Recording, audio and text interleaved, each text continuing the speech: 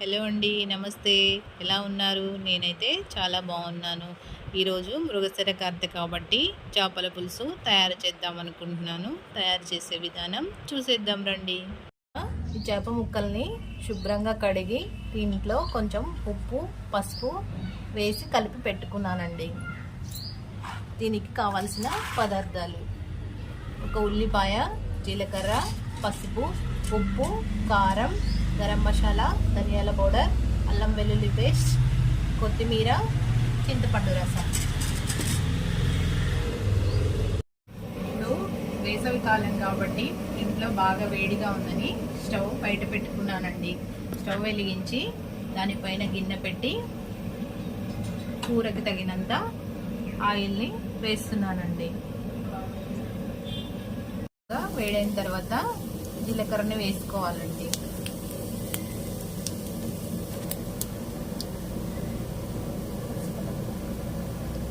జీలకర్ర బాగా చిటపటలాడిన తర్వాత ఉల్లిపాయ ముక్కలు వేసుకోవాలి.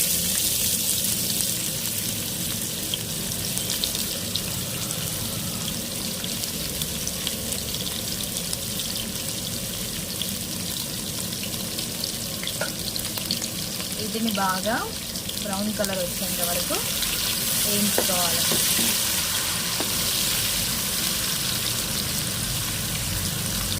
దీంట్లో కొంచెం పసుపు యాడ్ చేసుకోవాలండి. దీంట్లో అల్లం వెల్లుల్లి పేస్ట్ కూడా వేసుకొని బాగా కలుపుకోవాలండి. స్టవ్ని హై ఫ్లేమ్లో ఉంచుకొని ఉల్లిపాయలు బాగా వేగేంత వరకు ఉంచిన తర్వాత ఫిష్ ముక్కలు వేసేయాలండి.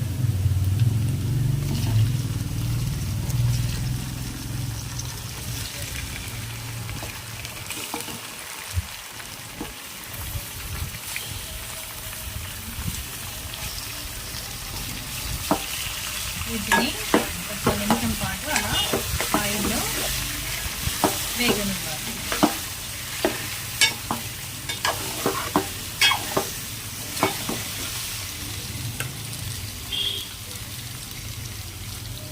దీంట్లో కూరకి సరిపోయేంత ఉప్పు, కారం,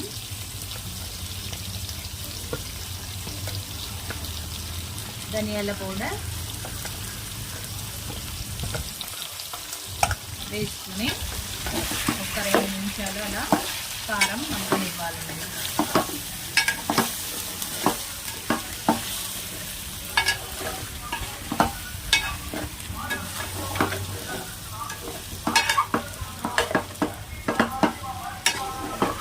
రెండు నిమిషాలు కారం మగ్గిన తర్వాత దీంట్లో చింతపండు రసం వేసుకోండి. చేపల కూరకి సరిపోయేంత మీరు పులుపు ఎంత ఇష్టపడతారో అంత చింతపండు రసం వేసుకోండి.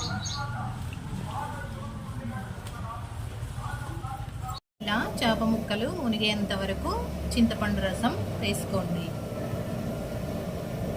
ఒక 10 నిమిషాల పాటు హై ఫ్లేమ్లో పెట్టి ఉడికించుకోండి. ఇలా చిక్కపడేంత వరకు ఉడకనివ్వాలి. ఇప్పుడు మీ రుచికి తగినంత ఉప్పు, కారం సరిపోయిందో లేదో చూసుకొని, నాకు మాత్రం సరిపోలేదు, కొంచెం యాడ్ చేసుకున్నాను. మీరు కూడా చూసుకొని వేసుకోండి. ఇప్పుడు కొత్తిమీర,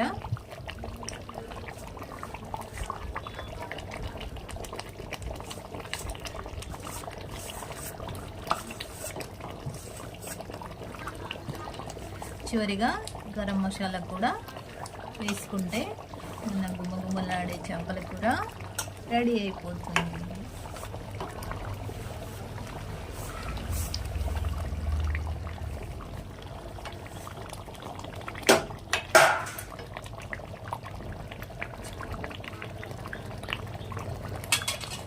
ఇప్పుడు గరిటె పెడితే ముక్కలు నలిగిపోతాయని ఇలా కలుపుతున్నానండి.